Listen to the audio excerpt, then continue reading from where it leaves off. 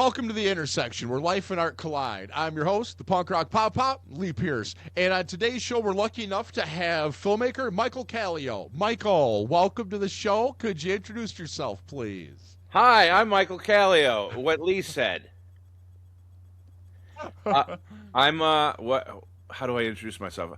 I'm Mike Kallio, Michael Kallio. Just don't call me late for dinner. I'm a filmmaker. I've been doing this for pretty much my whole life. I started making movies when I was 6.5 on Super 8 film, and I decided that this is what I wanted to do for the rest of my life, was to be broke. So here I am. Art. Art. Well, that's exactly what we're here to talk about is nowadays, and you get it. I'm a marketing guy, mainly in the music side of things, but the entertainment industry is just one industry, Sure. whether it's music or movies or literature or galleries, photography. It's one industry. And nowadays, you see people moving between the industries a lot more than back when we were coming up. It used to be wait, whatever actor has a music album, what, Sure. now everyone moves back and forth. It's not Bruce Willis's blues album. It's, there's really talented people that are crossing over, I and it's forgot about become, where he called himself Bruno. yes, Bruno. Which honestly, there was a few good tracks. I'm not gonna lie, but Sure. nowadays you forget which celebrity started in which industry, Yeah. and it's so it makes it really easy now moving between the subgenres in the industry and kind of be able to figure out where your brand works best. What are some things that you've seen, obviously, other than just the ease of access to people because of platforms like Instagram? But what are some things you wish would have been around 30 years ago that would have made your life so much easier? That's a great question. Um, the first answer that popped into my head was unlimited funds, because I have a rich aunt who died and had a Swiss bank account. That would have been nice. But God rest my fictional aunt. But yeah, the some of the social media. I mean, social media in general is, as we've come to discover, sort of the root of all evil. But also, how are you gonna find out about your eighth cousin Billy's, you know, getting out of jail party, his fifth getting out of jail party, from your relatives in Rhode Island, whatever. But I think some of the social media stuff to connect, to keep at least like forums. I like a lot of the independent film forums, and I follow some of them on Facebook. And whether it's a do-it-yourself filmmaking forum or distribution, I think some of that stuff has been handy. I wouldn't necessarily. There's not necessarily one thing that I go, oh, if we only had that back in the day. Because I still kind of function old school. I use social media for just that, like putting up dumb cat memes and stupid videos, and speaking my mind every once in a while, which no one gives a shit about anyway. But I have an Instagram account. I don't use it. I use it more now than I have in the past, however long Instagram has been out. But I still have 8 pictures, maybe. I had a Twitter account. I didn't use it when it was Twitter. I don't use it at all as X. Every time I go to it, if there's something I want to click on that I see that someone has posted on X and I click on it, it always wants me to log in, and I just bail. I don't even bother. I'm not on any other social media really. It's too much. Everyone's like, you gotta have an Instagram account, you gotta have a Snapchat account, you gotta have this account, you gotta have that account. I'm like, I don't want any of these accounts, because then that just makes me busier. There we go. All right. Well, and it's where you're as a filmmaker, it's not quite as much like because most of my clients, with my marketing agency, a lot of them are musicians, so it's where you've Sure. got to be posting every day. You got to be on every platform there is and staying current, and it's so hard to balance all of that. And like, I agree fully with you. The forums and like the Facebook groups, especially private ones, Yeah. are a great tool, especially with marketing and promotion and just being a creative. I've on several different ones for different clients, like a game developer one, some independent artist ones, and stuff like that. And people asking technical questions or like, hey, like they're stuck on a part of a script or something, and they're like being able to bounce ideas off people. There's some really good uses for it. And it's so funny, it's social media, and I don't use it for social at all. Right. Like there's a handful of people, and honestly, most of the people I talk to, I don't do a lot of in-person friendships at all anymore. It's this. It's having video chat with a friend or something like that, or doing Sure. the podcasts. So most of I'm on social media. Yeah, it's to share Facebook memories from something funny my kid or grandkid did 5 years ago. That's pretty much Sure. all you go through my Facebook is just 5 years ago, 3 years ago, 11 years ago. Because I just don't. I use it for marketing because it is such a great tool with that. Now, other than social media, when it comes to the filmmaking process, what is there something that you wish was never invented other than AI? Other than AI, because that's the easy answer. What's something that you see as not maybe a lazy man's out, but something that causes more problems for you, at least personally, than helpful? Well, I'm gonna backpedal a little what you said about AI. All right. I don't find AI to be this horribly offensive thing if it's just like anything. If it's used properly, it's become a tool. It's become a tool. Um, example. Uh, I made a movie 4 years ago called Inner Demons, and it was micro budget. It was the total budget all in was 9 grand, Oh, which is nothing. I no, mean, that's really awesome. Like I know budgeting. That's damn good. That's cool. so it's not even a catering budget on an independent movie. No, no, not even. So we made this movie, and in my theory on making these some of these micro budget movies that I've recently made in the last handful of years, you really want to make the movie look bigger than the money you have. Obviously, you want to put every cent on screen. It's not even every dollar because you barely have those. You put every cent on screen. So you go to places for locations like Peerspace or Gigster, which are these places that you go on their site and or go on a site and they have a page, what they offer, how they're available, and how much they are an hour.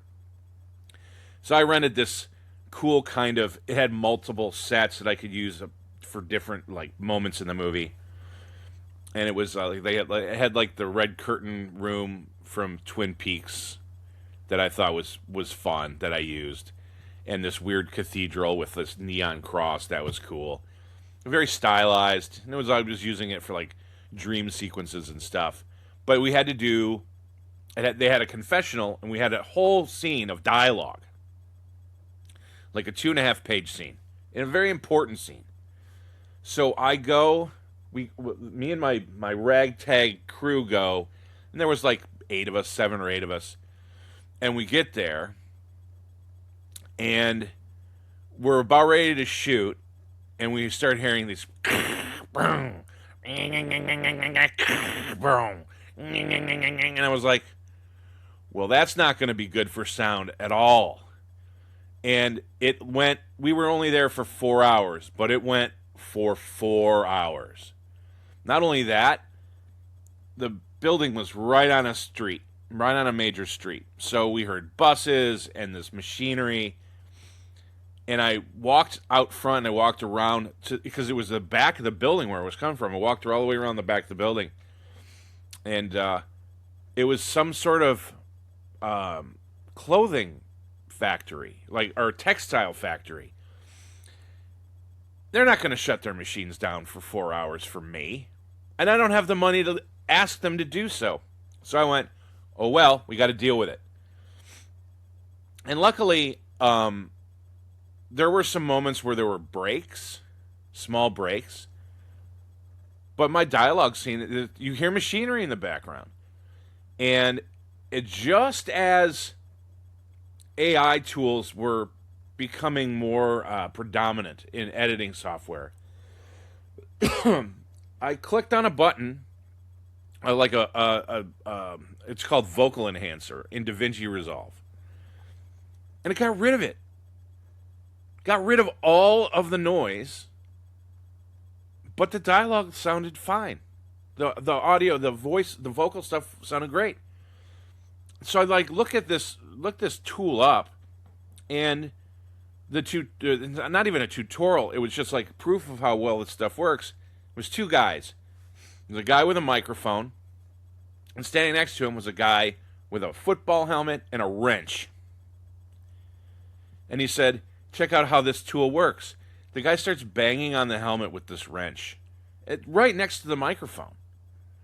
And it's obviously there. It's present. He plays it back. It's definitely there. And he does some things with Vocal Enhancer in DaVinci Resolve. Sounds like I'm doing a commercial for DaVinci Resolve, but I'm not. And it gets rid of it. So it's stuff like that AI, it's I wish we had that back in the day. Some sort of like amazing noise reduction tool, because when my first movie was finished, the guy who did my sound, my production sound man, did not recalibrate his Nagra. That's how long ago I was making movies, when we were still doing reel to reel. He didn't calibrate his Nagra for the new tape stock, so 70% of my movie I had to ADR because the sound was overmodulated. Nowadays, there's a button that would have fixed all of that. So it's tools like that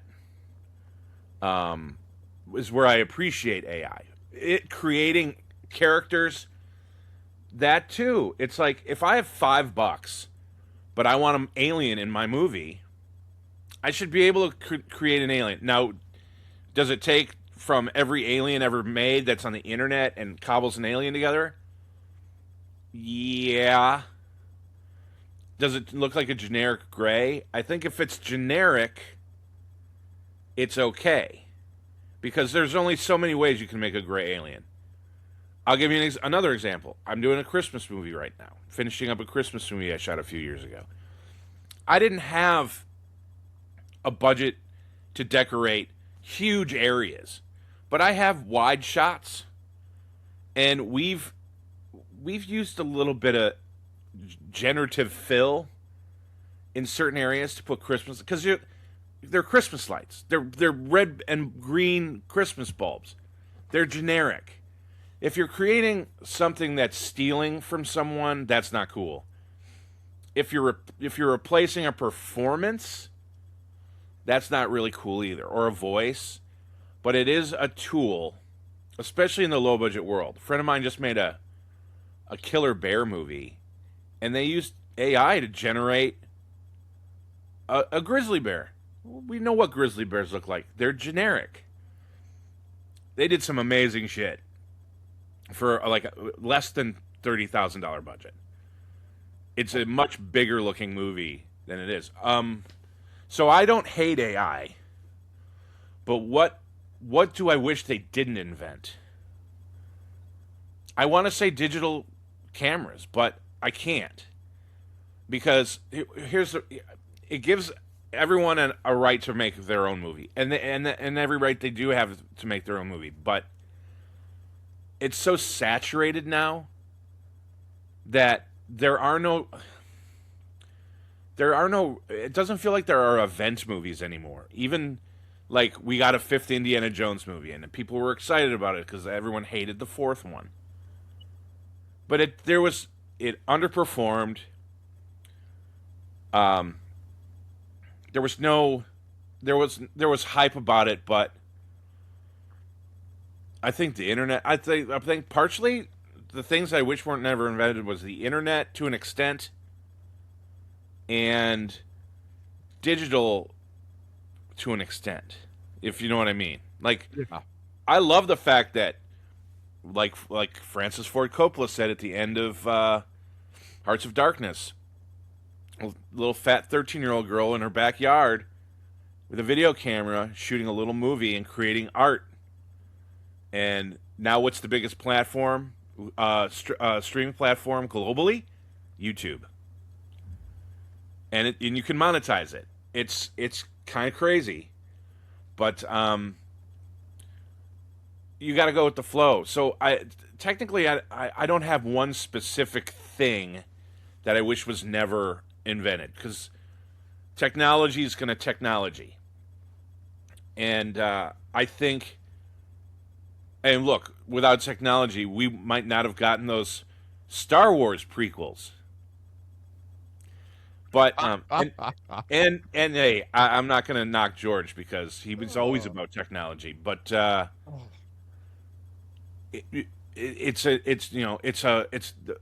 those tools, those digital tools used to tell stories, are much more tangible for an independent filmmaker. I've seen some amazing shorts that have great visual effects in that, because that's the thing. You know what? This is what I don't like. Like, you go look for a job and they're like, we need an editor.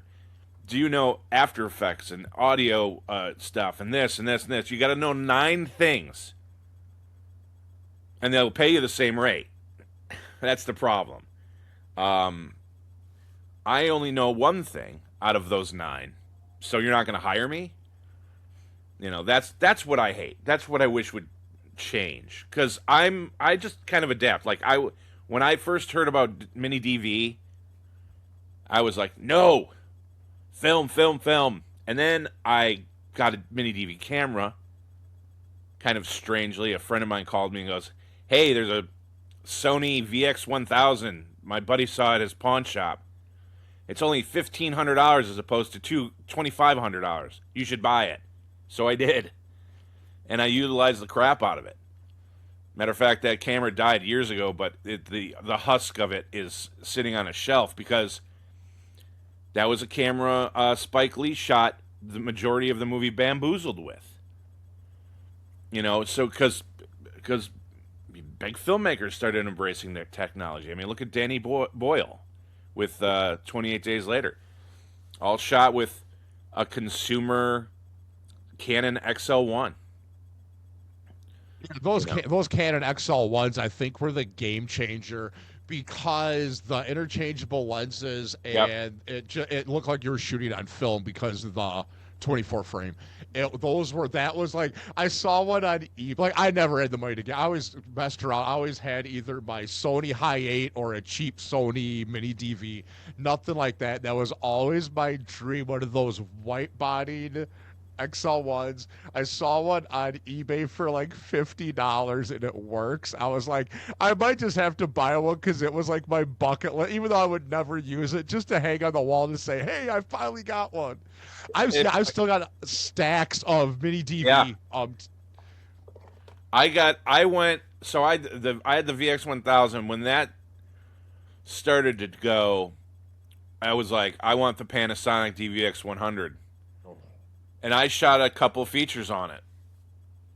Did I shoot? I can't even remember now.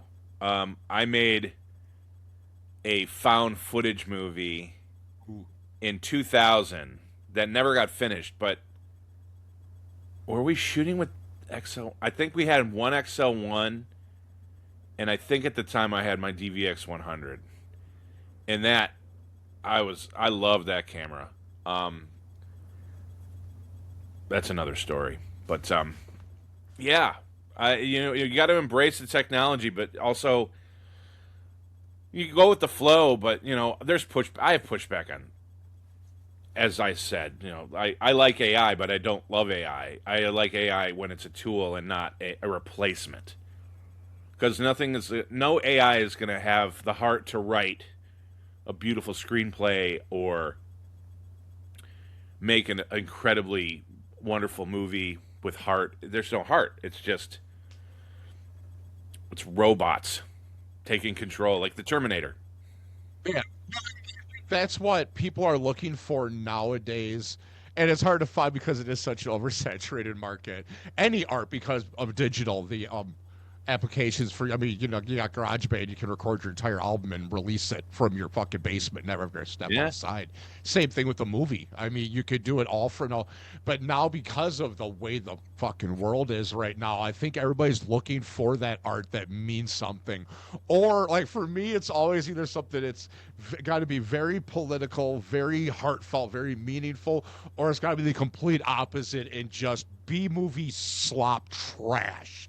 It's got to be like Sure. mindless fun or something very. I can't do anything in between anymore. Like I need to feel everything or nothing.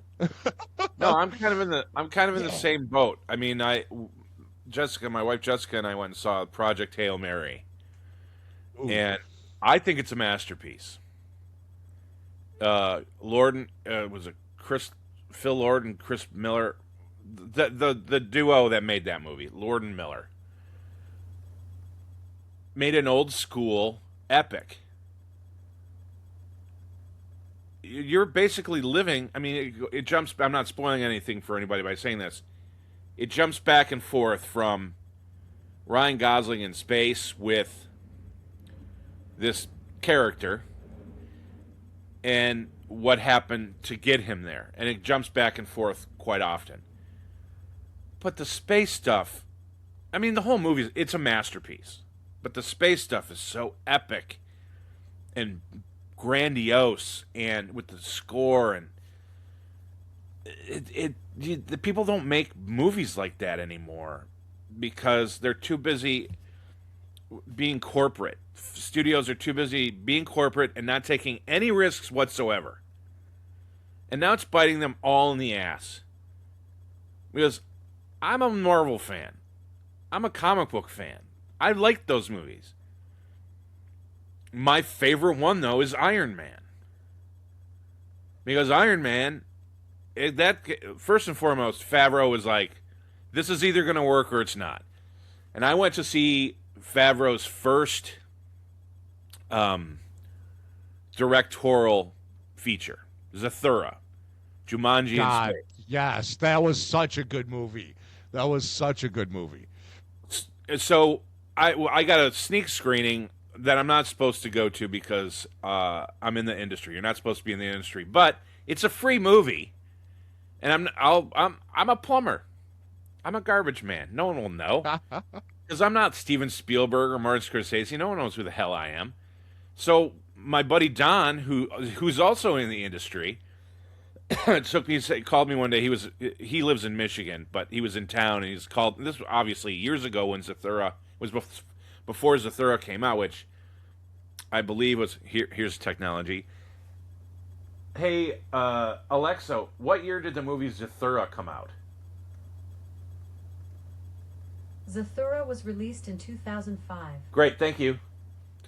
2005. So it was You're 2004. welcome. Happy to help with your movie Okay, trivia. shut up. That's what I think of technology. F you. No, I know I have to be nice to technology because when the Yes, robots do, it's listening. uprising. It's listening. Yeah. When the My uprising- wife laughs because I'm always polite to the Alexa, and I'm like, hey, it's gonna be mean. You're not nice to it. It's gonna be nice to me back. So I'm right. just cover my bases. when the robot uprising happens, I will be the first slave. No, so it was like 2004 that when I first moved here, my buddy Don was out here. He's like, "Let's go to a movie." We went. We ended up in the focus group, and which was funny because it's a children's film. I'm obviously there with another man. I don't have a kid, and or a girlfriend or a wife where they could potentially go.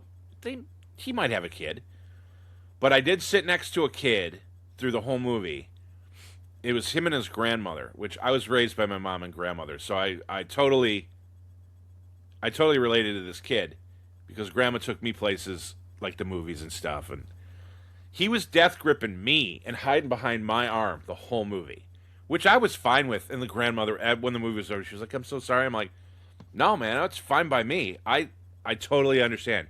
And I asked him, I said, "What'd you think of the movie?" He goes, "It was scary. I loved it." And just kept shaking his head no. I'm like, "Did you really love it? Because you keep shaking your head no." And then he started shaking his head yes. But it didn't dumb the movie doesn't dumb anything down. There were moments in that movie that scared me because I was like, "Crap, that's if I was 10 or 5, he was 5 or 6. If I saw that movie when I was his age, I would have been freaking the hell out." So I'm in this focus group, and I'm the last person they ask what I thought of the movie. And my response was, I love the fact that they didn't dumb down for children, but a child could still watch this movie. It reminded me of the movies I grew up with in the 80s that didn't hold back all the time. That they gave, it was thrilling and scary, but it was also adventurous and fun and big and had scope, and it took me, an adult, to a place I've never been before, aka flying house in space. And I told him I loved it. I said, "I don't think you should change a frame." And then they called the meeting, or called the focus group. I was the last person to talk. They were like, "Thank you, everybody." So me and Don are standing there, and we're trying to figure out where we're going to go for lunch. And Don goes, "Oh my God, Jon Favreau's coming up to us." And he taps me on the shoulder, and I turn, and I'm a fan. Even before he did The Mandalorian, obviously. And he goes, "Hey, I just want to thank you." I was like, "Thank you for what?" "Thank me for what?" He goes, "You said exactly the way I pitched it. Not dumbing it down for kids, making it a very exciting and fun and thrilling 80s type movie, and to not change a frame." And he looks at me and goes, "Are you in the business?" And I went, "I don't know, am I?" And I walked away. And That's awesome. And I saw the movie the following. It was almost a year later when the movie came out, and they didn't touch a frame. Not that my opinion was the end all be all of what ended up on the screen, but maybe I had a little bit of influence. Oh, you never another.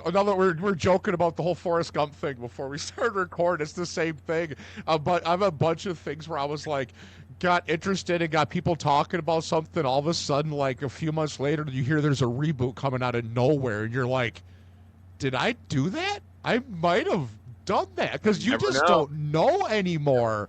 No. And that's all. Yeah, I'm a huge fan of his. I always have been, all the way back to Swingers, of course. And like, yeah, then as an actor and director, he's Made. That one gets. Always got. I don't know why that one shines over that. That was a great movie, but yeah, no, I'm a Marvel guy too. The funny thing is, I never really grew up on comics. I grew up on the weird stuff like, Johnny the Homicidal Maniac and like the early slave labor graphics and Image Comics stuff. Sure. And then like Howard the Duck or Obnoxio the Clown. It was always whatever the weird stuff was. I never got into the kind of the same way. I was kind of the same way.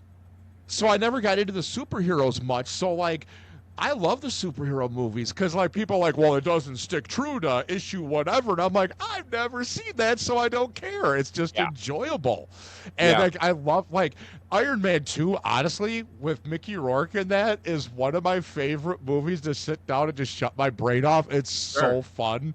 Mickey Rourke playing some weird cyber villain from Russia that's just good writing. They were just aiming for Gen X and they hit me square in the tits. Well, and of course, you add Sam Rockwell in anything. He's almost as, what's the term I'm looking for? He makes everything better, almost as much as Kevin Bacon. Yeah. But Yeah. Kevin Bacon is the best at that because, like I say to everyone, everything's better with bacon. Oh God, that's good. You're absolutely right, though. It's always fun when, especially nowadays, like movies have changed so much. My God, it used to be you'd have, two or three big name stars, and then the rest were smaller actors, and you never had the crossover from TV to film. Like, oh my God, so and so is going to be on a sitcom, or oh my God, they gave whatever sitcom actor a feature film. Like that never happened back then, and now you see it like every movie's got a cast that's like 12 Oscar winners or at least nominees. It seems like, so you have these huge enormous casts where, and then you don't get to see the character, like the actors like Kevin Bacon and some of those. Yeah, they're well established, but they've almost got this niche following because of the movies they were in when we were younger, that you don't get to see the movies with them popping in with these kind of like, not even a cameo, but just a lesser role that makes a movie so much better. Like that's one thing I do miss, is they almost have too large a casts that you can't have those fun surprise moments because Sure. everything's over publicized almost. Well, I love Kevin because he doesn't. If he likes the character, he'll do it. He's played bad guys now. Or back in the day, it's like, name a movie Tom Cruise played a bad guy in. Minus Interview with a Vampire. Ah. You can't really. And then he did Les Grossman and wasn't credited for it in Tropic Thunder. Yeah. My buddy worked on that. My buddy Phil, he does post-production sound work. He called me one day. He goes, dude, you got to go see Tropic Thunder when it comes out. I said, why? He goes, you just got to go see Tropic Thunder when it comes out. I said, okay. And he told me a little bit about it. He's like, Ben Stiller made it, and he's in it, and there's this cast. And then there's a really amazing actor that does a thing I never thought I'd ever see him do. And it was Tom Cruise doing Les Grossman. I'm still waiting for that movie. I have a feeling he'll make it sooner than later. Simply because, like, I guess the Mission Impossible movies are done. I personally thought the Mission Impossible movies got better and better and better and better. And he became our Jackie Chan. He was America's Jackie Chan because that was the gimmick. It's like, go see a Tom Cruise movie, see what kind of crazy crap Tom Cruise does stunt-wise. In this movie, he duct tapes himself to the outside of a plane. In this movie, he juggles flaming chainsaws with his eyelids. He's and he knows what he's doing. I used to not like Tom Cruise, but I respect the shit out of him now. And he's up for what's movie? It's a rumor. I don't know if it's going to happen. But he's up for a really big movie where he wants to play the villain, and you're like, ooh, I'll watch that. I want him to play the villain. Because there's a rumor that he was offered Edward Scissorhands and he turned it down because it wasn't masculine enough.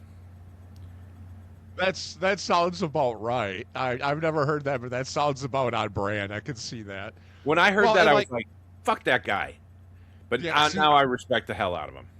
Yeah, like the Mission Impossible, but you gotta love where they're not trying to sell you something it's not. It's kind of like, like people can talk shit if they want about the Fast and Furious movies, but they've made like a dozen of them, and people love it. They know what they're going. It's Snakes on a Plane was one of the most perfectly made movies ever as far as I'm concerned. Because if you went into that movie thinking it was going to be anything other than Snakes on a Plane, yeah, you're a fucking moron. Like, it literally was what it was. It was mindless. It was stupid. It did not need to be made, but it was fun.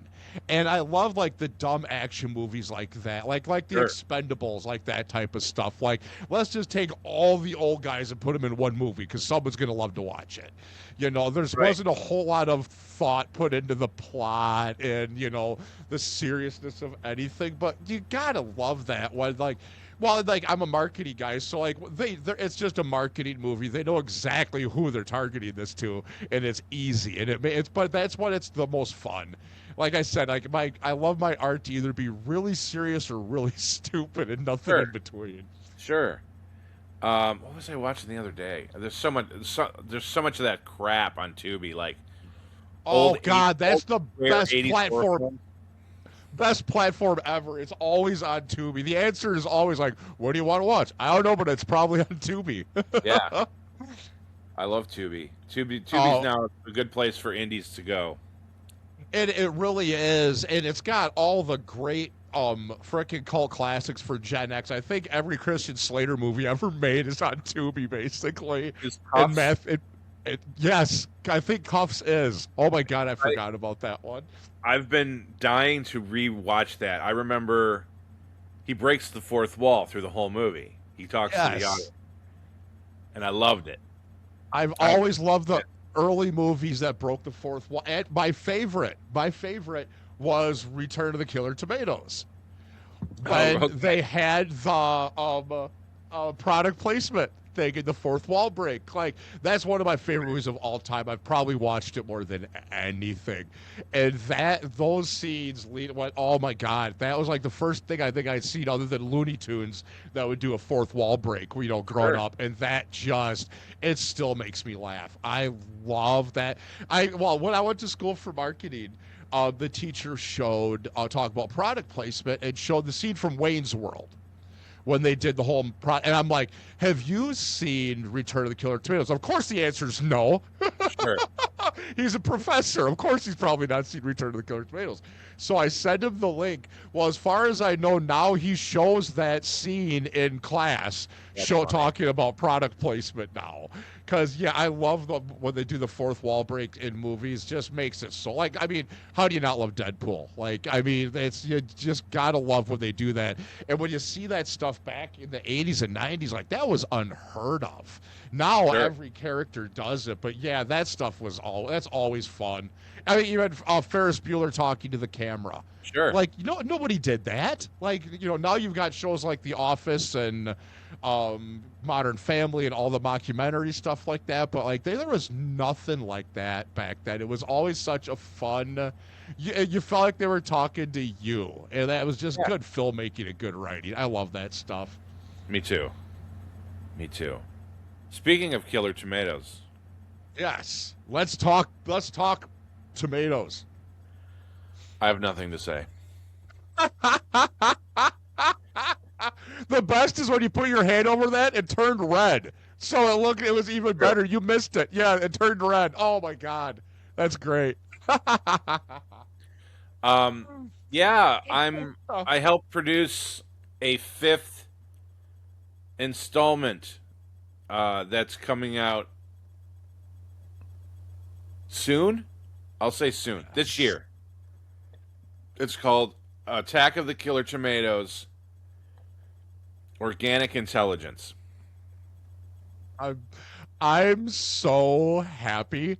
I've been so happy since I heard about this Well, wait till project. you see the movie first. No, I'm kidding. I'm kidding. It's fun. It's fun. They had a premiere in October, not October, February 20th in San Diego on the USS Midway. So they kind of did a sneak preview screening on an aircraft carrier, basically, which is pretty cool. I unfortunately couldn't go, but yeah, it's a movie that I was almost the director, but David Farino got the job over me, and he did a fine job. Danny Roebuck, my friend Danny Roebuck's in it. Uh, God, I can't even think of the cast names right off the top of my head, but it'll be fun. It'll be a Well, yeah, crowd. it's an official, like, it's not like a reboot because like Aston is used as kind of an homage.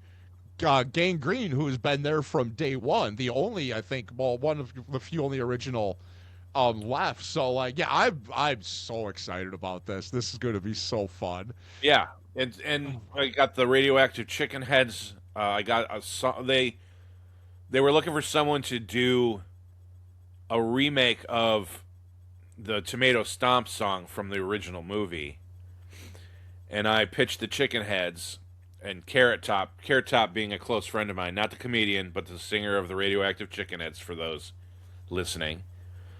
and they really wanted to do the theme song, but the theme song, the producer, the other producers, the head honchos, they had already purchased a song by the Piss Ants, so they were using their version. But Tomato Stomp is needed to be re-recorded, so I convinced them to let the Chicken Heads do it simply because again, like we were talking before we started recording, obviously Carrot Top, when he created the Radioactive Chicken Heads, was hugely influenced by the original movie, and probably Return of the Killer Tomatoes too, because he's a bit younger.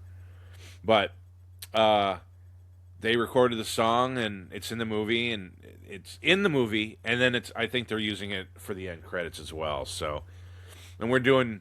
They were like, should we record the theme song anyway? And I was like, yeah, you might as well. If you're in the studio, do it. You never know. They might need it. They might not. I'll use it for promo.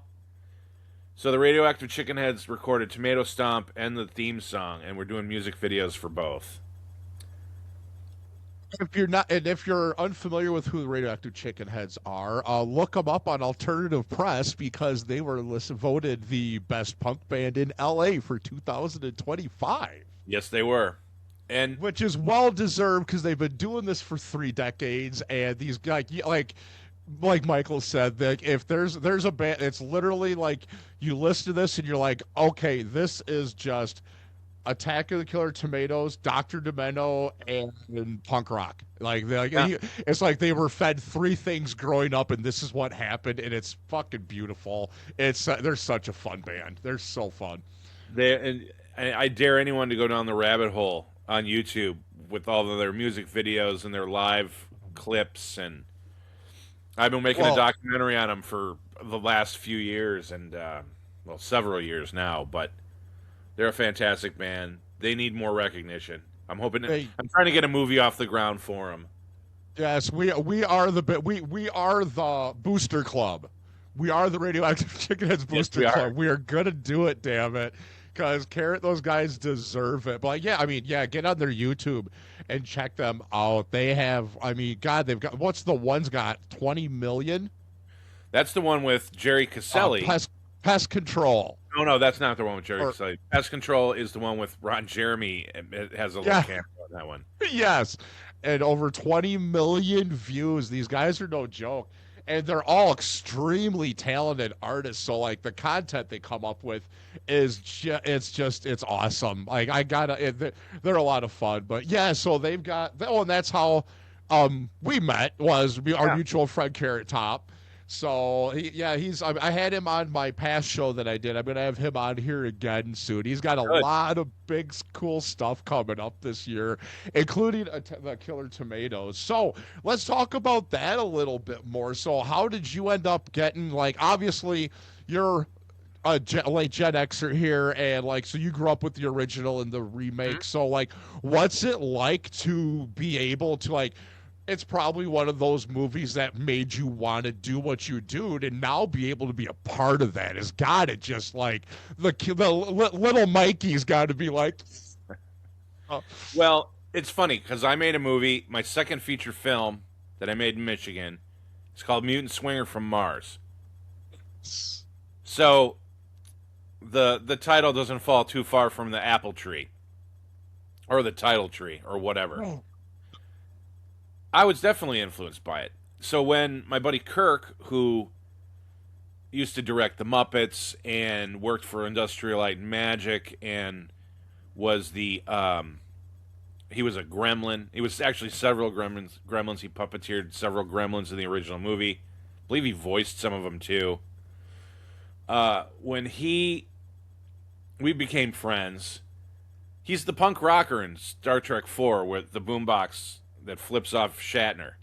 You say that, I know exactly who you're talking about. Kirk and I became friends, and we've worked on a couple of things together, trying to get some stuff off the ground. But we were having a drink one day, randomly. He goes, actually, what had happened, he called me, he goes, I want to talk to you about something. You want to have a drink? I said, sure. So I met him at a tiki bar, and he goes, would you be interested in directing a sequel to Attack of the Killer Tomatoes? And I went, are you fucking kidding me right now? Yeah? I mean, for the paycheck alone, I need the money. And so he passed the information to me for this producer, Michael Paulus, who is the main acting producer on the film. I mean, everyone's got some sort of producer credit from the original movies because they created it. And they're all involved. All the original creators are involved. Except for John DeBello, who directed, I think, the first 4. And co-wrote the original. He definitely directed the original, but John DeBello's not involved. And Kirk was like, oh yeah, my friend Chris Walas.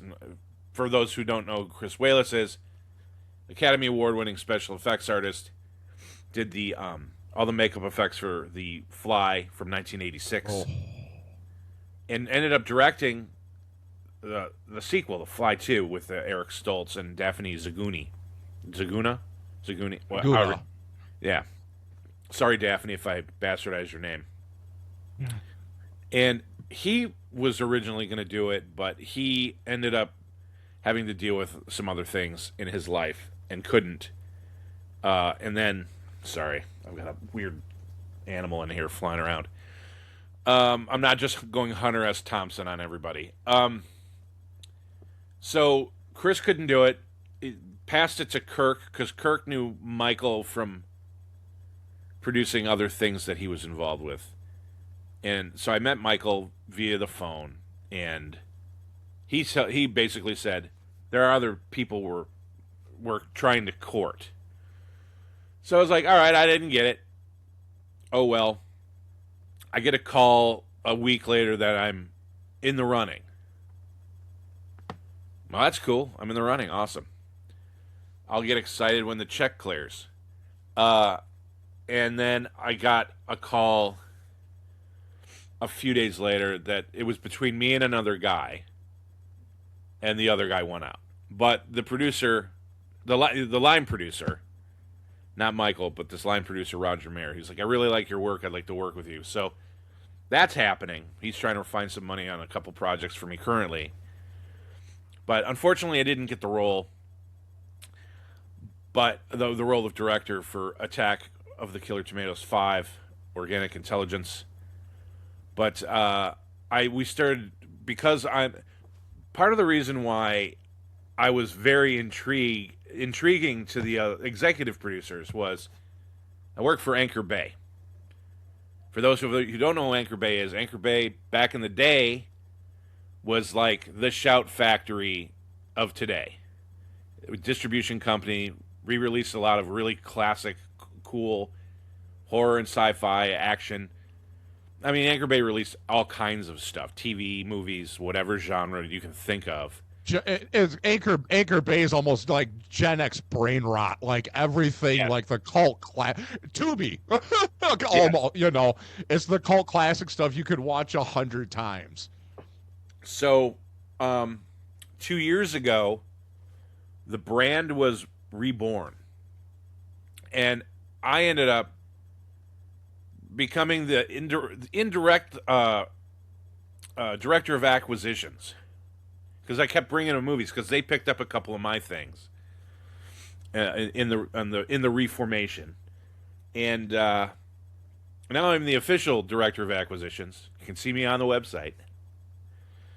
But it was like I can direct the movie and then I can help distribute it, and that really intrigued him. Well, even though I wasn't chosen to be the director, I brought on Tom Zambek, who currently is now the sole runner of Anchor Bay. And I pulled him in as a producer and a distributor, and he helped cast. We've been helping with post-production, and then Josh Wagner, who also works for the company, him and I shot a bunch of behind-the-scenes stuff for the movie because we want to have the Blu-ray packed with extra features. So we did the behind-the-scenes stuff. Bottom line, yes, I to be connected to a movie that has it's a legacy title. Whether the three sequels are good or not, the original movie, if you like it or not, it spanned 4 movies and I think 2 seasons of a cartoon, at least one. But I think it was 2. They made toys, they made action figures. That's pretty cool. And to have my name associated with a legacy title like that, especially one that influenced not only me but people minded people like Carrot Top from the Chicken Heads. I feel like I'm in some sort of weird, and this spans too from I call it alternative Hollywood royalty, because I've worked with Richard Elfman on a couple of his films, and the Chicken Heads are friends with Richard, and Richard's wife Anastasia, who's an actress, she's done stuff for me. She acted in one of my horror films. The Chicken Heads have worked with Ego Plum. Ego's going to be on my show next Right. month, actually. I get to have Ego. I'm really excited about that. That guy's another one. He's worked with fucking everybody. Everyone. Yeah, he worked with. I mean, Ego's scored the last handful of Richard Elfman's movies, along with Danny Elfman. He's worked with. I mean, he does the SpongeBob stuff. He's worked with Black Flag. He's worked with Oingo Boingo. Like, I mean, dude's like legit, and nobody knows who he is. It's just insane. And he's a very sweet guy. He's a very, very nice, very approachable person, and talented. Stupid talented. He writes music on another level. He's got some. I don't know what he has except for just a gift. Because I'm a huge fan of music, especially weird stuff. Yes. And he does the weird so well. But to be connected with people like Eagle Plum, and I go on I'm shooting a portion of the documentary on the Chicken Heads. Show up in one of their music videos several years ago. Jerry Caselli from Devo is in it. It's like, Devo. The first album I bought with my own money was a Devo album. And when I asked him, or when I told Jerry about it, he went, "Ah, yes, the Cocaine album." And I was like, what does that mean?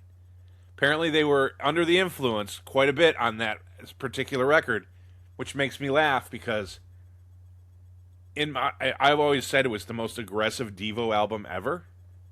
Now you know why. Yeah, it's Oh No, It's Devo, where they're doing all these weird voices, and the music's, it's real, even though it's still their signature Devo sound. It's just every song is driving. Yeah, it was just, I'm like, so I'm in the world of alternative Hollywood royalty. It's the fringe people. It's the art. The people that believe in the art. Yes. Well, it's not even a niche group, because it's so funny because they do all go together. Because I'm always like, how I like the weirdest things of combinations, but then I find out they're all friends. Like SpongeBob, Pee Wee Herman, Yo Gabba Gabba, horror movies, punk rock. Who knew all these things are literally like a community together?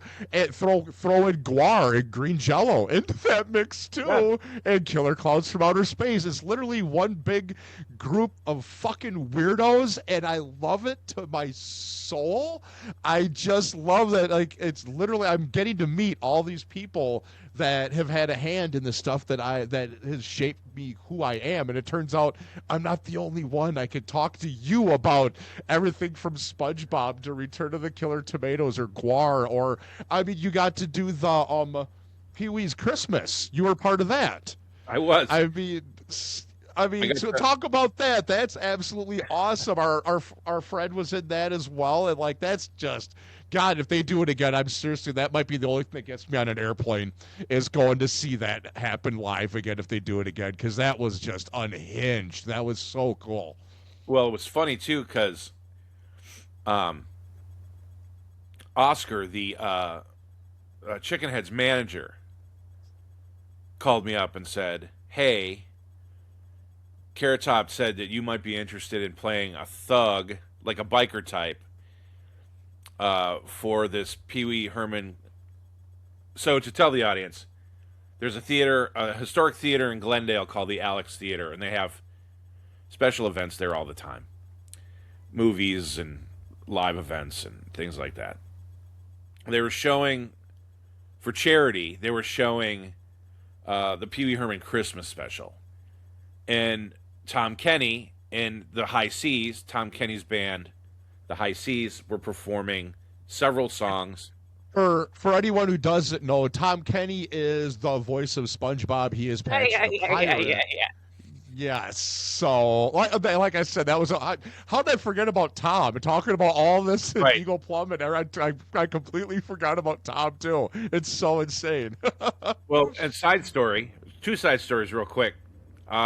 So I'm asked to come to the rehearsal for this live event, and I walk in, and it's at the studio in Burbank, and I walk into the parking lot. And Tom Kenny, whom I've met several times before, so we now know each other. We're pals. Tom sees my shirt. I'm a huge T-shirt guy. Like, I have a Willy Wonka Werewolf Hunter shirt on right now because why not? And I want to see that made into a movie, even though it never will happen. Tom Kenny, I'm wearing a Robot Monster shirt. And Tom, he always compliments me on my shirt. He goes, "Dude, I love that movie.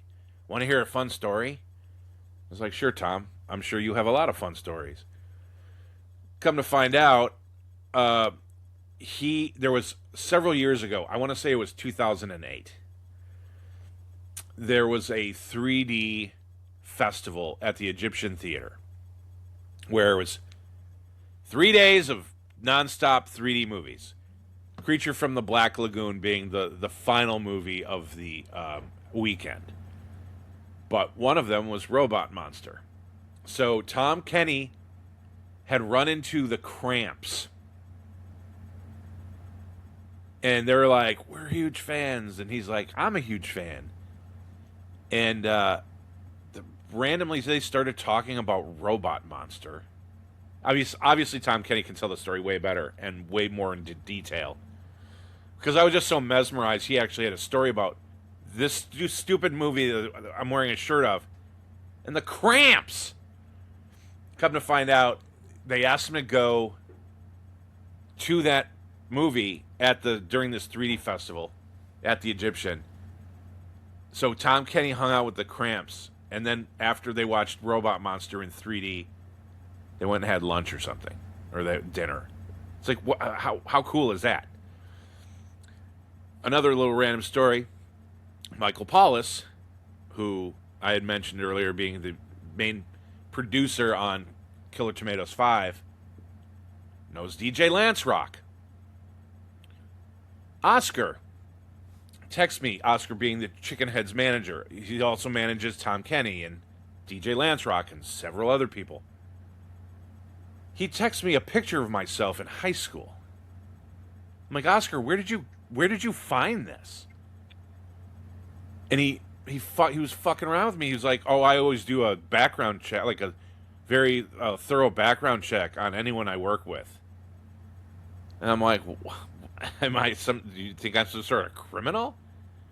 And come to find out, a guy I went to high school with, a buddy of mine named Dave Akins, does a lot of SpongeBob art for a lot of the products that they put out. So he was in Chicago. I think Dave lives in the Chicago area. They were at some sort of Comic-Con. They started talking about me. Dave's like, "I know that idiot.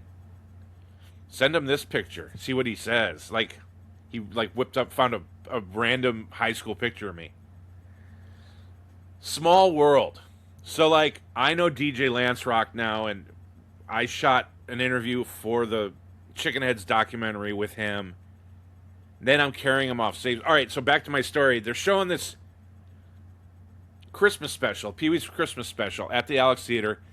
Tom Kenny performing. He performed after the movie.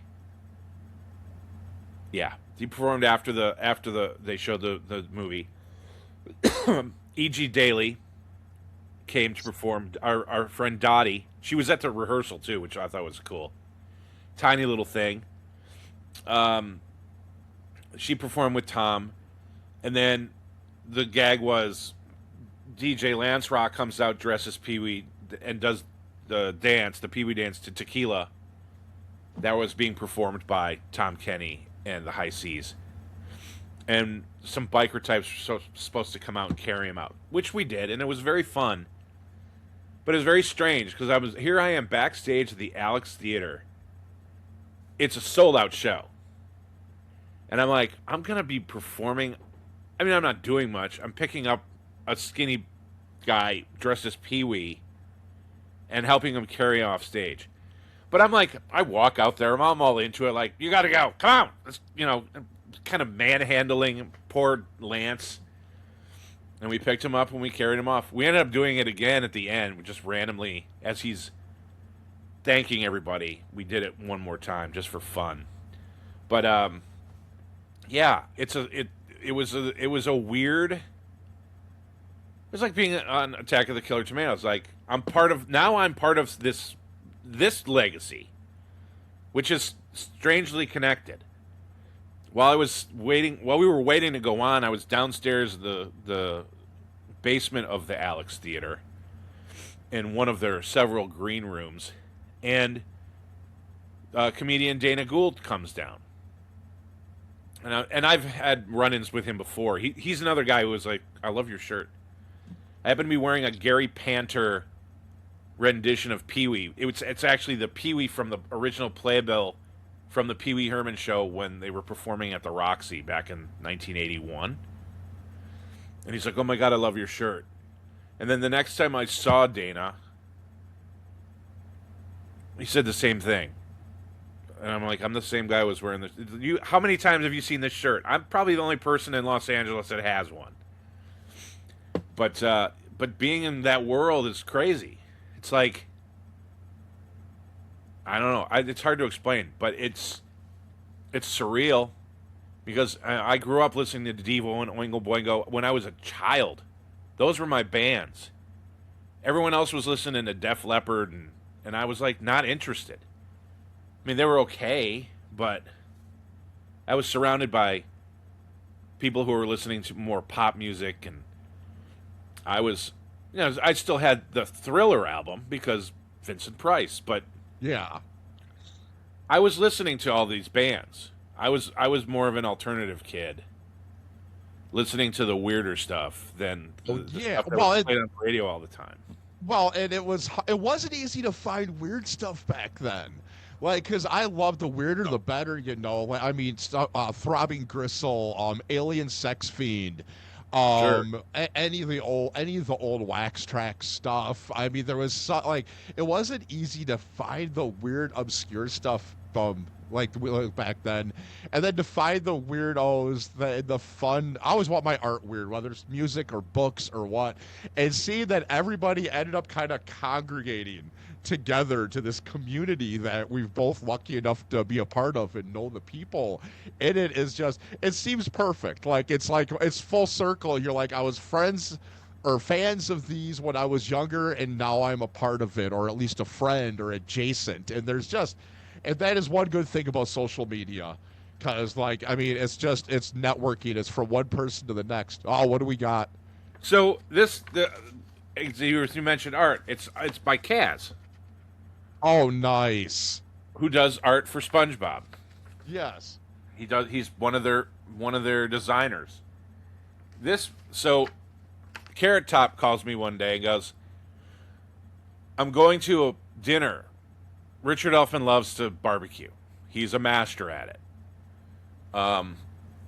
And he throws these dinners quite often where he has like 4 or 5 people show up, and you have to wear a fez or some sort of hat and a cape, and you eat really good meats and drink really good booze, smoke a cigar.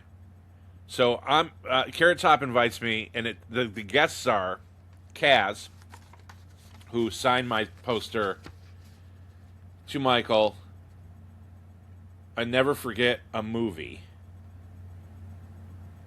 I think that's what it says. I don't have my glasses on, but he was very nice. It was Kaz, John Cafiero, who reps the Misfits. Yes. And also has his band Osaka Pop Star, but has worked with the Chicken Heads. Obviously Richard and his lovely wife Anastasia. Me, Carrot Top, and Dr. Demento. Now I can't even imagine. That's almost like the Weird Al movie with Radcliffe, the scene at Demento's house with the weird cast of characters. It's almost realistic in the world, in this world, in this group of friends, in this community. That almost is realistic. Like, it's not that far fetched. That's awesome. Yeah, and I was just sitting there going, "This is happening," and hell, who knew? Young Mike wouldn't have known. Wouldn't have even thought. And Forbidden Zone. I loved the movie Forbidden Zone when I was young. My mom didn't understand why, but it was because it was Oingo Boingo, and I liked the aesthetic. I liked the cross between that old 30s style of music and Betty Boop and the more modern. I don't know. It was just one of those things that I was like fixated on. More so than like any David Lynch thing. I love David Lynch, but like I was not a huge fan of Eraserhead just because when I rented it from my video store, I don't know if it angered me. And I don't know if it was something in the score or the soundtrack in general, all the sound effects in that, or if I was mad that I spent $2.50 on it to rent it because I didn't understand it, not knowing I wasn't supposed to. Like that was when I started to realize, oh wait, filmmaking is not just telling a story linearly. Is that a word? Linearly, yeah. Linearly. There we go. Is it a word? I think so. If it is now, everyone else can make up ones. We'll do it. That's right. Strategery. Anyway, I learned that you can make a movie and let people interpret it the way they want to. Which I don't know if that's helped or hindered me at all, but here we are. Drinking blood orange, tangerine, sparkling water, and waxing messianic about art and music and film and the strange places we've ended up. I mean, it's not like I wasn't expected to be pushing 50, be a grandpa, and having to be in 4K. I'm the marketing guy. I'm supposed to be the salesman, not the product. So I was not expecting all but it's like we were saying, like with a digital world, you got to adapt or you end up a dusty old fossil that nobody wants to work with. I mean, everything's cyclic and goes back to, if there's ever a way of making it cheaper, I think film will come back. I mean, look at the way cassettes are coming back. VHS is coming back. I mean, the frickin' younger generation thinks CDs are retro. God. Well, and here's the thing, too. The DVD market, physical media is coming back. It is. But they'd rather watch DVDs. I think Blu-rays are too clean. Yeah. Packaging, man. I'm a packaging guy. I still own my entire back wall in this basement. It's physical media. It's books, VHS, DVDs, CDs, cassettes. I've never got rid of anything. I've still got my Return of the Killer Tomatoes on VHS that I may or may not have gotten when I wasn't supposed to, very young age, in a way I shouldn't have. I've still got my Guar VHS tapes. I've got everything. But DVDs, I've got so many that I've never watched because I know they're terrible movies, but the packaging was fucking brilliant. Sure, I sure. miss good even albums like vinyl. I used to love when they do something cool with it, like stuff like the Cheech and Chong Big Bamboo. You got the giant rolling paper in the album. You've got DVDs like I remember one for the movie Seven that came out. It was a 2-disc set that had like case files in it. Like you pull it out, like the insert Sure. was like. Same with the movie Memento. Like some of like oh god Texas Chainsaw remake that had Jessica Biel had one of the best DVD releases and the most beautiful artwork in the packaging. It was so spot on, and I love that. You're starting to see that again. You're starting Yeah. to see going back to the digital media because there was such an artwork to it and an artistry. Like literally, I bought stuff I will never listen to and never watch because it was pretty. I absolutely will Sure. judge a book by its cover, and I think packaging is a lost art form, and it's cool to see some of it coming back. And like the special features on a DVD and Blu-ray, I've got so many. I wore the DVDs out from not even watching the movie, watching the special features stuff that Sure. was fun, the music videos, the behind the scenes, the bloopers. Because, Sure. you know, back in the day, you couldn't just pop on YouTube and watch, 3 hours of bloopers from movies. You Right. had to wait and watch, like it'd be a post-credit scene or something like that, or wait for the DVD.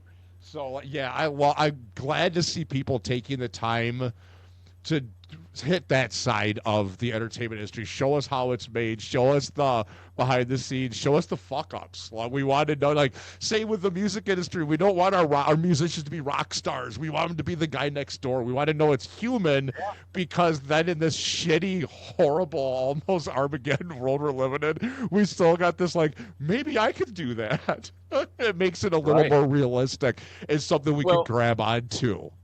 even at Anchor Bay, we're still going back to that model. And I made a movie called Mutant Swinger from Mars, my 50s sci-fi spoof, which has the real acting debut of Jack White, where he actually has dialogue. Available now on Amazon through Anchor Bay. That was my plug. Nice, nice. We want to do a special edition of that movie because there's 3 versions of the movie. We only released one in December, but there's so much extra stuff that we want to do some crazy packaging. We want to do some crazy packaging with all of the Killer Tomatoes movies. Oh yeah. I mean, even though the Chicken Head songs, so they recorded 2 songs. We want to do a 7-inch tomato red vinyl with Tomato Stomp on side A and their version of the theme song on side B with some cool art, Might as well. Well, Vinyl's and cool. like you're talking about getting to be a part of that. Like, I had to pull some strings and rush some people, but one of the members of the band is wearing my GRIZZ Media shirt. I had That's right. in the video, this is like something I've loved this franchise for 40 plus years, and now I know which chicken head is wearing it. You want to know? Yep. I got a picture. I can't remember who it was. Oh, was it's Where it, Chicken. It's Where Where Chicken, yes. So knowing that in the special features on a movie that I've been a fan of this for so many years, I'll be able to look at that and be like, that's cool. And especially being a marketing guy, and I got my marketing teacher showing all of his classes the Return of the Killer Tomatoes product placement scene, and now I got a freaking advertisement for my marketing agency in one of the coolest I can't wait to see it. I'm so stoked. It's got a great cast. I really think the younger cast members. I mean, the whole cast is great, but there are two Myrna and Zach, who are the 2 main young hero and heroine. They really shine. But everyone's good. It's going to be a fun little movie. Yeah, for sure. All right. Well, we'll start wrapping up here. I think you've told me a bunch of good stories, but I always like to ask. Everybody's got Oh, I those got plenty. stories. Everybody's got those stories that it's their favorite story. They've told it 1,000 times. Whenever we start to say it, our spouse glares at us like, "Fuck, I don't want to hear this again." But it's so fun. Well, now you've got everybody that has not heard this story. What is your favorite story with the music industry? Something that outside, I mean, you got. I mean, I could like I mean, it got to be hard to top the John Favreau one. That was pretty awesome. But like, what's one of those that you still like? It just makes you laugh or chuckle. Like, I can't believe this is my life. Oh, based on the music industry At any entertainment industry at all. and the entertainment industry. God. Well, here's a good one. Uh, I hadn't moved to Los Angeles yet. I was still living in Michigan, and um, there's a bar on Sunset called, or there used to be called the Coach and Horses. Hemingway and Hitchcock used to drink there. So unfortunately, it's not around anymore. They should have made it a historical landmark. It's infamously known that Quentin Tarantino bugged Tim Roth because Tim Roth turned down Reservoir Dogs several times. And it was apparently that bar where Quentin got Tim so drunk, he said, "Fine, I'll do your stupid movie." That's the rumor, at least. I don't know if it's true. Quentin, when you call next time, he doesn't call me. So my friend Annie, who I ended up moving in with when I moved out to Los Angeles, my first roommate, my friend Annie, and I were in Santa Monica. I was out in Los Angeles doing interviews with the ladies from the original Evil Dead because they were trying to put together a document. We were trying to put together a documentary, which unfortunately never ended up happening. But I was out here, I think specifically for that reason. I was out here with my DVX 100 shooting Talking Heads stuff in the back of Betsy Baker's yard, in her backyard, of the three ladies, just to get a bunch of stories and things. And we were driving back, I think it was like a Monday or Tuesday, around 4 o'clock ish. And Annie said, we should stop somewhere and get a drink to avoid rush hour. So I was like, okay, that sounds like a good idea. So we picked the Coach and Horses because it was a spot and we were close to it. And as we're walking in, there's a guy outside on his phone with a very distinct voice. So we walk in, sit down, and there's literally like a 300-year-old guy half passed out at the end of the bar. The bartender, me, and Annie. And this guy outside squawking on his phone. And this is when you could still smoke cigarettes in a bar. And we smoked at the time. And Annie goes, oh, I forgot my smokes. I'll be right back. And as she's leaving, I go, tell Kiefer I said hello when you pass him. She's like, what are you talking about? So that's Kiefer Sutherland outside. He's on his phone. She's like, it is not. I'm like, I heard that voice. I saw Lost Boys several times in the theater. Almost embarrassed. I saw it like 50 times in the theater in the first initial run. Mainly because I don't know how this ended up happening, but there was an AMC in Livonia, Michigan that I would frequent. There was an old black gentleman who was usually there tearing tickets. And I think we were there, me and some buddies were there for a sneak preview one night. And he was there, and we started chatting. We were waiting for the theater to clear out. It was a line. It was probably that.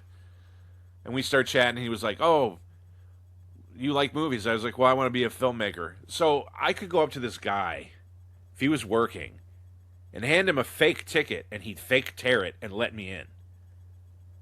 So I saw in 1987, that year, I saw most of the movies I ever saw were free. So I would just go see Lost Boys over and RoboCop over and Predator over and over and over again. Because it was cheap. I didn't have to pay for it. And he never said it. He's like, next time you come on, just come up to me. I'll get you in. And I was like, okay.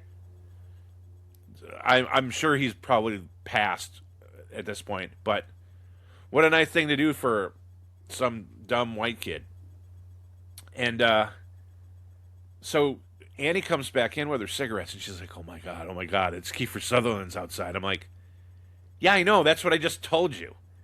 So he comes in after a minute, and it was right around the time 24 had started.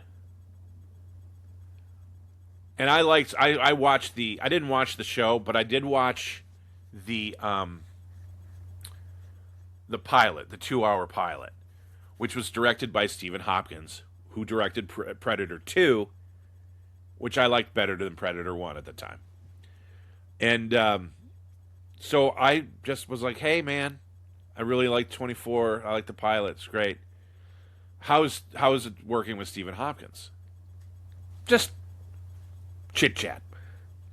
He goes off on like several stories, and I finally say, you're more than welcome to sit with us, because he was sitting in a booth. We were at the bar, and he's like, oh no, a friend of mine's wife is coming up. They just had a baby, so she's coming up, and we're gonna have a few drinks and catch up. Then they're switching. She's gonna go home and take care of the baby, and I guess it was a guitarist. I want to say it was the guitarist for Limp Bizkit. It might have been, but it was a guitarist for some band. So she showed up, and they did their thing, and then she left, and then he walks up to us at the bar to get around. We were there, and he gets around for him and his friend that's showing up, and he looks at both of us. He goes, are you in for the long haul? Which we're like, we're probably going to go soon. He goes, you should stay. And I'm like, Kiefer Sutherland's telling us. And by this time, other people have come into the bar, but not many. It's still pretty empty. And I was like, Annie, did Kiefer Sutherland just kind of invite us to stay at the Coach and Horses? What trouble are we going to get into?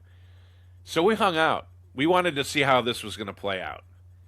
It ended up, we were sitting with him for several hours, tying one on. And at the end of the night, he left a little early because we were all pretty greased up. But at the end of the night, I was outside smoking, and he comes out and he goes, I'm leaving, my ride's here. And he gives me a big hug and does the European kiss on the cheek thing. And then goes, see you around, kill 'em all. Like, he started calling me kill 'em all. I don't know why.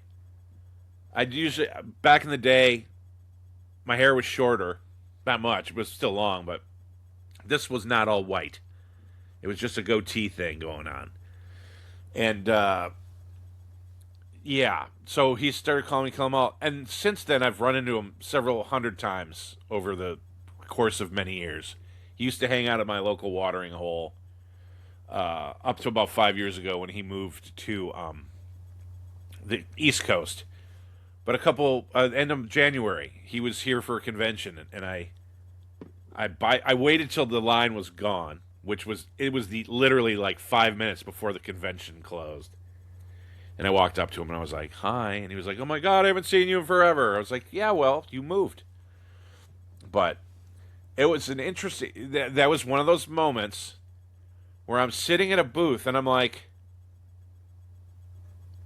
I saw this guy on the big screen so many times, like to the point where like I had the Kiefer mullet. I wore the trench coat. I thought I was a vampire because the Lost Boys was the shit. And here I am sitting having drinks with him. and he's telling dumb stories, and he's acting like we're old friends. And anytime I ran into him, he would be very, very gracious and hug me, and he remembered me, and it's one of those surreal things where, and this is a Hollywood legend at this point. And then I brought up his dad. I was like, "Do you talk to your dad?" He goes, "I don't talk about my dad," and I never brought it up again. The way he said it I was like, "Off limits, got it." I know they reconciled before he passed. I think they did a Western together. But yeah, it was like one of those surreal moments where I was like, I'm fucking hanging out with Kiefer fucking Sutherland? Like, what's next? Steven Spielberg gonna come in and offer me a 10-picture deal? That didn't happen. But you never know. Not yet. Not yet. It's only Monday, man, and it's only March still. It's only March. That's true. Spielberg better get on the horn because I'm getting. Yeah, no shit. I mean, yeah, it is the end of March. He should have got a hold of you already. Like, I know, right? Chop. Let's go. Hell. So, what do you mentioned Christmas movie? What do you all got coming up this year? I'm finishing up this Christmas movie. I shot a horror film in October, this past October, that we're really fast tracking to come out hopefully this summer. It's a horror movie called The Drop. I think we're changing the title though. I think we might call it Driven. And it is a very poignant, timely movie. I don't even want to tell you what it's about at all. Because I just watched it because I'm working with an editor, this filmmaker named Joe Black, who's something else. He's the one that made the Bear movie that I was pretty blown away by. And he made it for like a nickel. It's a how do I put this? It's a rideshare ride gone horribly wrong. But very little takes place in the car. It's the reason it's called The Drop. Currently, it's everything happens after the girl gets dropped off. But it might or might not have something to do with what's going on in the world. In the case of what certain elite are being blamed doing. Because it's that 100%. God, I'm excited now. I can't wait to. Like I said, I like my stuff. I want my art either really serious and focused on current stuff, or the complete opposite. And you hit both of those. So this sounds cool. I didn't know anything about this till just now. This sounds awesome. The first rough cut I watched. I don't want to keep you too long, but first rough cut I watched, which was last week, the whole movie put together. I didn't know what I made. I'm like, is it scary enough? Is it creepy enough? Is it gory enough? It's a weird movie. I made a weird movie. And it's one of those movies that has, things from Psycho, and I paid homage to a bunch of stuff. But I've never seen a movie like this before. And I'm not tooting my own horn. It's either a happy accident or a miserable failure. And I'm hoping it's a happy accident and not a miserable failure, because the material is dark. And it may work and it may not. People may be like, oh, it's creepily on the money, or I'm so sick of hearing about this stuff. I don't even want to watch a fucking movie about it. Yeah. But I think it'll be the one, the prior, where people would be like, holy shit. Because there were things that had been revealed after we shot the movie that they're going to say, oh, they pulled this from that, and it's not not you just true. Guessed. Yeah. Well, that's the worst, is like, how far-fetched do you have to go? Like, well, how does The Onion write anything? You know, Right. like, how far-fetched do you have to go to make it fiction, let alone like science fiction or horror anymore? Because every day it's like, Oh, so that's real. Yeah, Like, surprisingly so. You're like, yeah. what the like I saw a photo, and I went, "This looks like our fucking main set." Like it was one of those things where I was like, "Oh no, what do we do?" Yeah. Well, nothing. We can't do anything. Remake the movie? That ain't happening. No. It was a movie that it started out. A friend of mine, my friend Lisa Cole, who's the main lead in the film. She wrote a short. We had gotten together for lunch, and we were talking about another project that I've been dicking around with a vampire movie myself, and an unorthodox, off kilter, quirky, weird vampire movie. And she had asked if because I was planning on shooting it relatively soon, and I had a little bit of money from someone, and it kind of fell through. Slash, I didn't really want to do it for such a low. Need a little more money. So I told her. She asked. She's like, "Is that going to happen?" And I said, "No, I'm pushing it because I want to get a little more money for it." And she's like, "Oh, good, because I want to shoot this short." I was like, "Short? What short? Please tell me. Explain." She's like, "I wrote the short based on a girl who gets a ride share and gets dropped off in a very shady situation." And I was like, "Can I read it? How long is it?" She's like, "It's like 15 pages." I said, "Can I read it?" She said, "Sure." So she sent it to me, and I read it, and my brain went, franchise. We could make this so fucking crazy. It could be a franchise, but it could also just be a one-off, twisted, messed up movie. So I pitched it to her, and my producing partner James Wilder Hancock, we had been looking at some pretty big money projects as far as we were trying to raise like $3 million for my next movie, and he got the big C, unfortunately, and we pushed that to the side. But I was like, we had been talking about doing something very small and potentially doing it to where because we don't have deep pockets at all, or access to very deep pockets, we decided, like, let's do a movie that's small, contained, and we can share the profits. So everyone's working for points. So if the movie's a hit, everyone makes money for as long as that movie's out there. So profit sharing. And it came together very quickly because I pitched him an idea. He's like, "This is a great idea."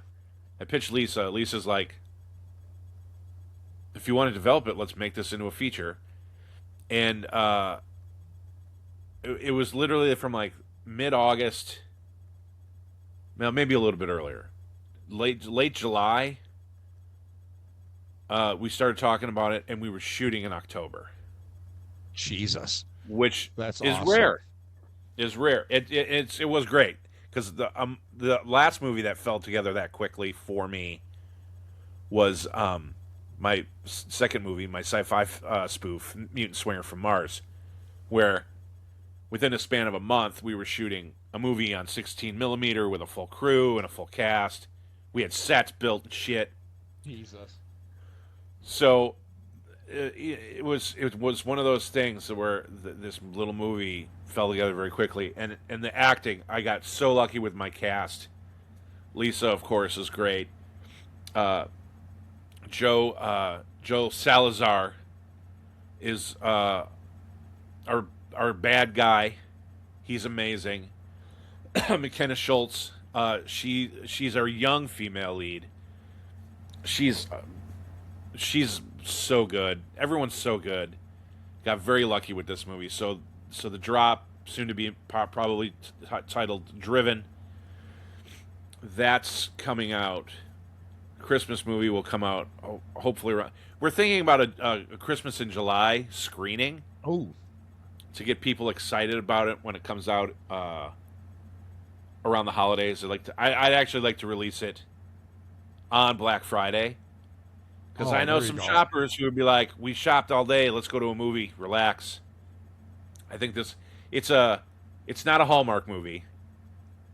It's my homage to L.A. Story by Steve Martin, Oh, cool. the That would movie be that cool. he did. It's L.A. Story meets Better Off Dead during Oh, Christmas. oh, you got me.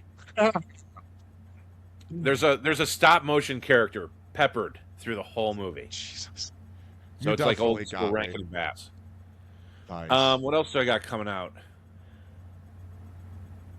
Hopefully, we have the Chicken Heads documentary done by the end of the year. That's our goal. I'd like to get the movie started because we have what we're doing with the movie is the idea is we're going to take some of the music videos that already exist and use them, and then film the lead through. So we're not shooting an actual full feature, but half of a feature. And I wanted to get Jello Biafra to do some narration for it. And hopefully he recovers soon. But yeah, so those are the things I got coming out right now. I'm writing a book. It's a cross between it's a do-it-yourself filmmaking book / stories of my adventures in this crazy industry, and with some recipes thrown in. Oh, nice. I've read all of Lloyd Kaufman's make your own damn movie, produce your own damn movie, Sure. market your. I've read all of those, so I love, and say Robert Rodriguez ones. I love the filmmaking books that have the stories and the behind the scenes stuff that you never learn about otherwise. Yeah. That's cool. Oh, and my first feature, which stars Gunnar Hansen, who played the original Leatherface. I'm re-releasing that on Blu-ray finally, and hopefully that'll be this year as well. I just did Dinner with Leatherface that came out last February, and so on Tubi. On Tubi, yes, it is. I've got it on my list actually. Cool. Yeah, check it out. You like it? All right. Are some Well, tissues here. Yes, absolutely. Michael, thanks for coming on, man. This has been awesome. I really appreciate it. Much like talking with chicken heads, I can listen to your stories all day. We'll definitely have to have you come back on again, that's for sure. I was going to say, there's one thing, Lee, that I love doing, and it's talking. Same. So this was a lot of fun today. All right. Well, everyone, thank Michael again for coming on. I appreciate it. Everyone, as always, please like, share, subscribe. Give me feedback. I want to know what I'm doing right and what I'm doing wrong. And most of all, have fun and be nice to each other, because if you're not, there's no fucking point. And we will see you next time.